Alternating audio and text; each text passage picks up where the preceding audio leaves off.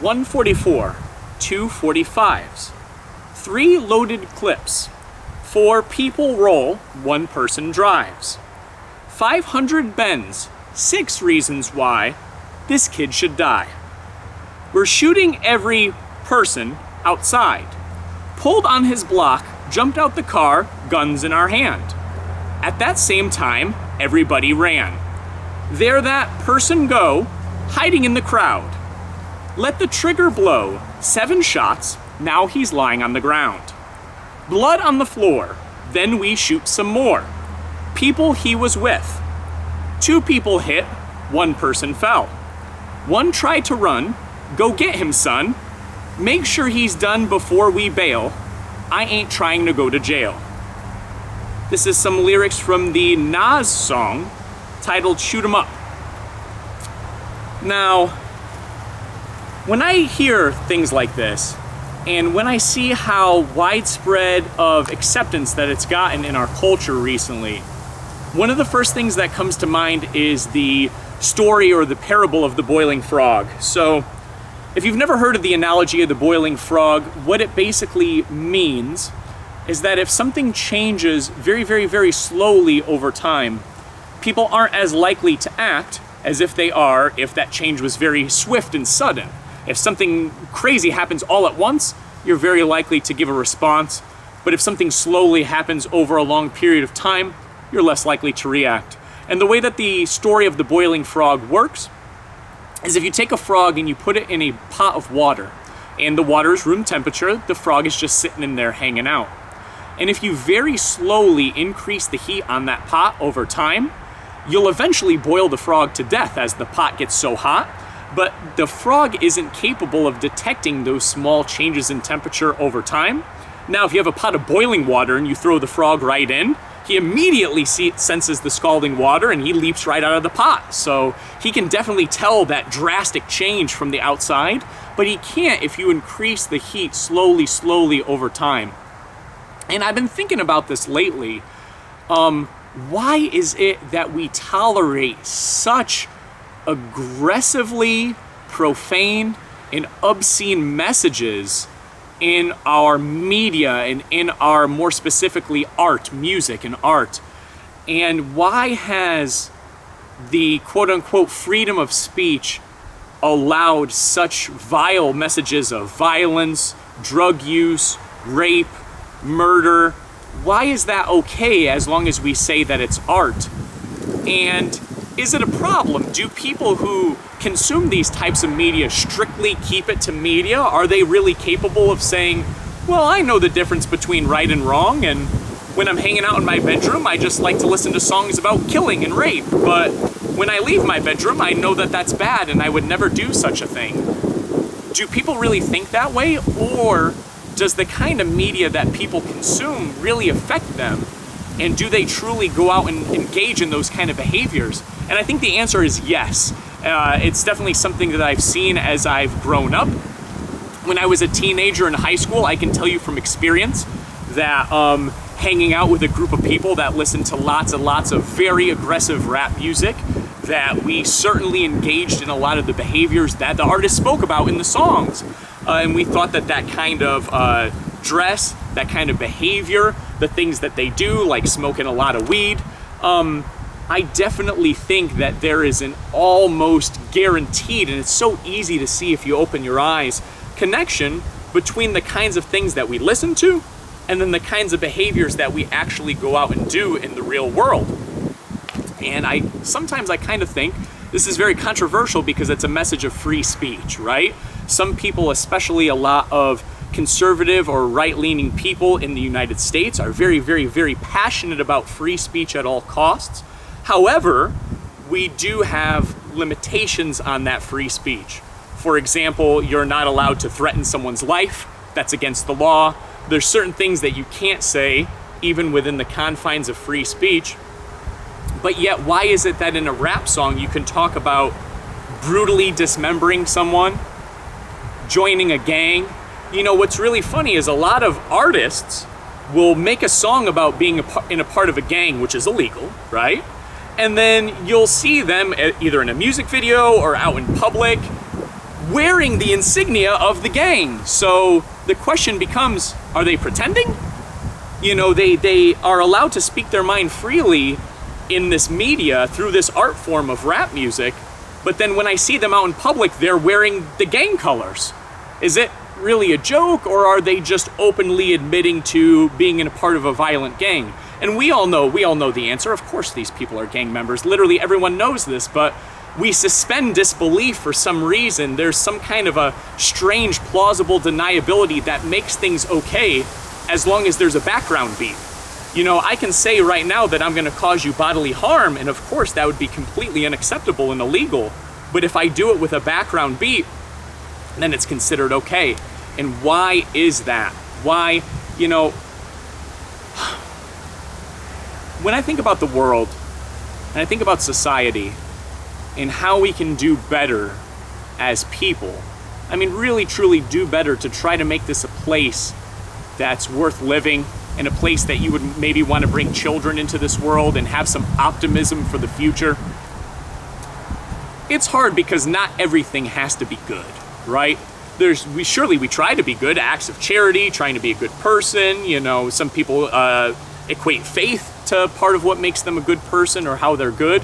But sometimes, you know, we have leisure activities that we perform in. We're all humans, you know? We want to listen to music. We want to play volleyball. We want to go swimming in a pool. There's things, not everything that we do has to be good 24/7, right? We're human. We're only human after all. But what is the point in saying things and engaging in behavior that's just so downright malicious, negative? You know, who benefits from that? Who benefits from taking the young minds, the young impressionable minds, and even older minds too, right?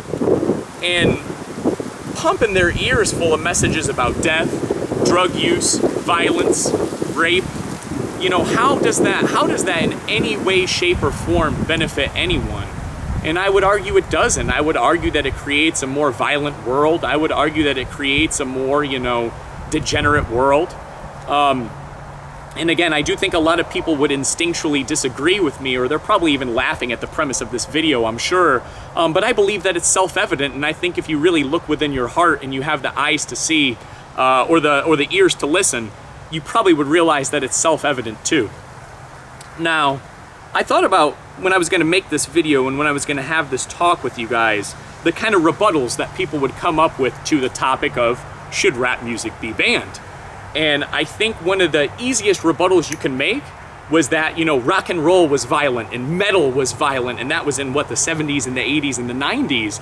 There was a lot of controversy about violence in rock music and even drug use in rock music, and I think that that's extremely valid. But I think drawing back to the allegory that I was trying to make at the start of this talk about the boiling frog, I feel like rap music is a logical intensifier. It's an increase of aggression. It's an increase of violence. It's an increase of drug use in a very aggressive and primal way compared to rock and roll. It's just a lot of times the only message that's to be had on an entire album is a negative one. It's a message of violence, rape, and I can understand why people like listening to this kind of stuff, because I spent a large portion of my teenage years, I spent a large portion of my early to even mid-20s listening to lots and lots of rap music. And I think that rap music resonates with young men because the beat is very intense, it's very aggressive almost, and I think that there's something very, almost like savage at times, about the intensity and the flow of rap music that makes a young man feel very energized. You know, young men used to be soldiers, they used to go off and fight in wars, and now society kind of tells us, hey, wait a minute, you know, you're supposed to be working at the hospital, you're not going off to fight a war, you're not a killer, you're not a soldier, you're an LPN, right? And so society does tell men in a lot of ways that they have to keep down those violent urges. They have to suppress those violent urges for the betterment of the community. But rap music, there's something about it that just brings that out, the intensity in talking about violence and death, and it gets your blood pumping, and it gets your, especially as a young man, it gets your testosterone going. But is that a good thing? With the way that our society is meant to be today, it's supposed to be a safe place. It's supposed to be a peaceful, for the most part, place. And why would you counter signal that with a message that's so opposite to structure and safety and kindness and everything that it means to be good in this world? Why would you create content that's exclusively the antithesis of that? And it's a great mystery to me. I just don't understand it. And again, I can already see a lot of people listening to this talk and thinking like, okay, like you're being a bit critical. But am I really being critical? Do you think that whoever you are, your grandparents or your great-grandparents, I think that they would be appalled by the message that a lot of people are listening to and, just kind of aimlessly nodding their head to. Like I said earlier, I think a lot of people have this message in their head when it comes to art these days in general, that, separate the art from the artist, and you can kind of express yourself in a different way as long as you're not actually acting on those things in real life. I can tell you from experience, if you just open up your eyes, guys, people are acting on it in real life. It's pretty obvious. You can tell by the way that people dress. You can tell by the way that they act. You can tell by, the way that we look at each other in a lot of cases. People are listening to this, and I can promise you it's becoming a part of them. It's becoming a part of their behavior, and it's becoming a part of culture. Is this what we want to be spreading in this world? And I can we'll kind of move away from rap just for a moment to talk about something else. I notice these days in society, and maybe it's just myself, but I think that it's true for a lot of people. I notice it's kind of very uncool to listen to art or consume art that is, kind, uplifting, spiritual, like a lot of Christian music. A lot of people really think that that's lame. A lot of people think it's uncool to listen to, certain songs that are meant to be uplifting or supportive or motivational. It's just not hip. It's not cool. And what a shame that is. What a shame that is, because shouldn't we as people, truly want the betterment of each other, to try to raise each other up? And, everything's a roast nowadays. It's just like the world's been inverted on its head. It's more cool to roast someone than to lift them up. It's more cool to talk about committing a robbery and smuggling drugs over the border than to sing a song about Christ. That's considered very uncool, and people almost have this knee-jerk aversion to consuming stuff like that or listening to songs like that. But I don't think that was always the case. I think it's definitely a number of different factors that have led us to this point where just, saying the vilest things possible is considered cool. And don't get me started on the female rap artists, because female rap just seems to be extremely sexually graphic and perverse. We really are doing a disservice to our young people by letting them listen to this stuff so freely. Just because everyone else does, it doesn't mean that it's right, I don't think. It's really funny because there's this message that you hear very, very often in rap music, especially if you listen to a lot of it. Various artists kind of copy this same style or this same motif, if you will, of, please Lord forgive me, but I'm still gonna kill tonight. I'm sure you've heard this many times. Various artists have incorporated lines similar to that in their music. I hope the good Lord can forgive me, but I'm selling drugs tonight, or I hope the Lord can forgive me, but I'm gonna kill tonight. And I don't think that that's how it works, and I don't think that that's a very good message to be spreading. But there's just something about it that's like, even in the defiance of what is good, I know what's good, but I'm still gonna kill. We got a motorcycle driving off in the background. I apologize, guys. I know what's good, but I'm still gonna kill. I hope that God can forgive me, but I'm still gonna, smuggle in a kilo of crack or whatever. What is that? Are we just devolving to a point of complete lack of dignity, lack of, holding yourself with pride, wanting to be a better person, wanting to be civilized. It feels like those terms just aren't hip and they aren't cool anymore to a lot of young people especially. And I can tell you something, this may sound stupid, and this whole little rant that I'm doing, or this whole talk that we're having here, may sound, funny or inconsequential, but let me tell you something. When you have a child, when you have a small child, and you decide to take your child out for ice cream, a child that's maybe 2 years old, okay? And you're holding them by the hand, and you're walking down the street, it's a beautiful day. You go to the ice cream parlor, you get them some ice cream. You go, it's a beautiful day, let's step outside, right? And you're sitting with your family at the table and you're eating some ice cream, and someone comes driving by 50 feet from you with blaring subwoofers, and what's coming out of their car is, I'm gonna rape, I can't wait to kill, I'm about to kill, I just smuggled a kilo of crack. And you have a 2-year-old daughter sitting there. And this isn't just a thing where you can say, oh, well, you must have been in a certain area. No, this is everywhere. This is everywhere at this point. I think most people realize that. I mean, what a way to just say such vile things and strip a child of their innocence. But no one thinks anything of it anymore, They don't consider, hey, maybe we shouldn't play this so loudly where a child can hear. An innocent 2-year-old child eating their ice cream, hearing messages about murder and death and selling drugs. What kind of world is that? Where you're almost being robbed of a child's innocence. It's only a matter of time until they ask, Dad, what does that mean? It's just not good. And sorry, it's a bit of a windy day here, folks. There's probably going to be a howl on the recording here.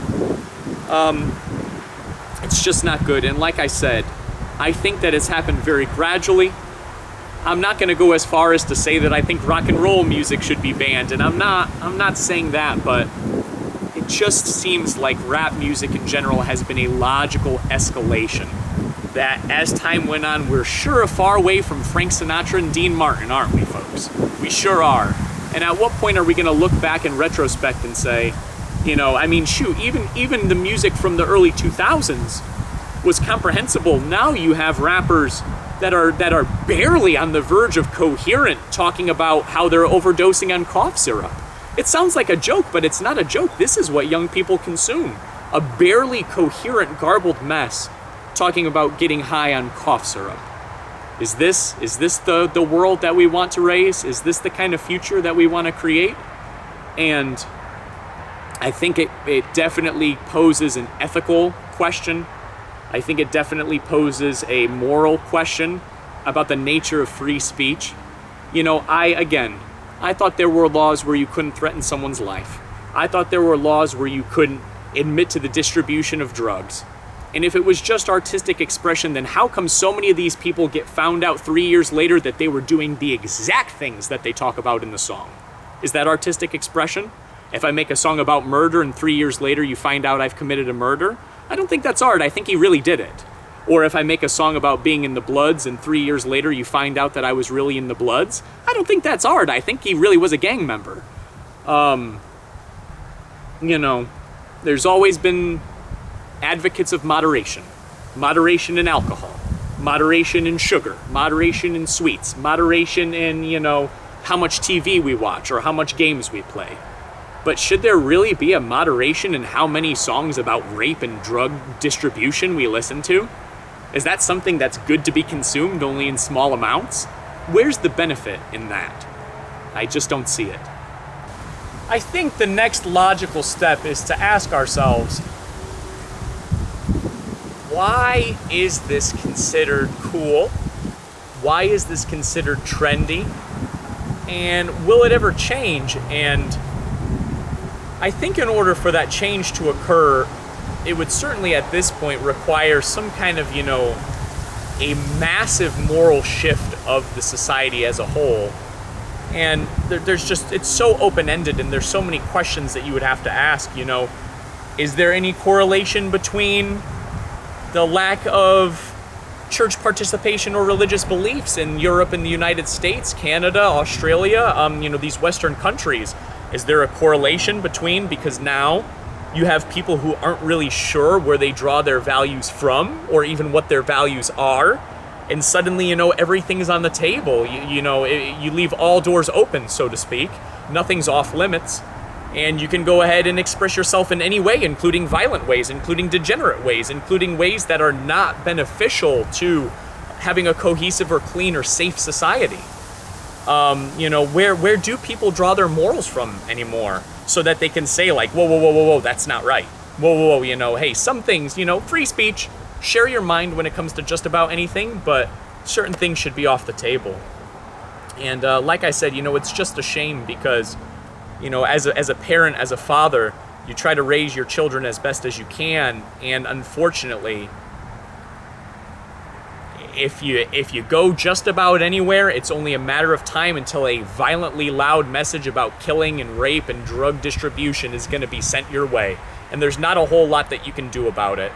And I think you know, if you just look back, not even 100 years, 70 years, 60 years, that would certainly not be acceptable, right? So what happened so almost slowly and imperceptibly that those kind of messages are not only okay to make, but okay to distribute to unwilling people that don't want to listen to it? And I don't know, it's hard to say. I know that this topic is probably going to be seen as quite controversial, and I know that a lot of people will probably strongly disagree with what I've said here, but that's good. Let's have a conversation, right? I'd love to hear what you guys think about it in the comments. I don't think that, especially with this channel here, what I'm doing here on Florida Homestead, I don't think that my topic should always be limited to what's necessarily safe or what's necessarily, because that's boring, right? You know, sometimes it's fun to hit on things that maybe hit a nerve with people to a certain extent, and I'm curious to think what everyone thinks about it. At the end of the day, I just think that if you're creating content and the content is solely negative, just solely negative. I mean, I'm not saying one negative track out of a list of 13. I'm saying song after song after song after song, your genre, your whole, you know, everyone that's in the space working with you is just creating negative art. Then what is it? What is it? What's the purpose of that? You could even go one step further and say, you know, should destructive art, what is so sacred about destructive art and violent art that makes it worthy of being protected and almost revered and immune to scrutiny? God forbid we scrutinize things that are potentially poisoning a whole generation of human beings, right? God forbid we have this knee-jerk reaction when someone says, hey, should we really be doing this? That, oh my God, really? He's gonna scrutinize rap music? What's it doing to us, folks? What's it doing to us? Guys, wherever you are in this world, God bless. I hope you have a fantastic rest of your day. And if you're not subscribed, which way should I point? Am I gonna make something pop up on screen? I don't know. Consider subscribing. I'm Justin here from Florida Homestead. God bless you, and I hope you have a fantastic rest of your day. Take care, everyone. Bye-bye.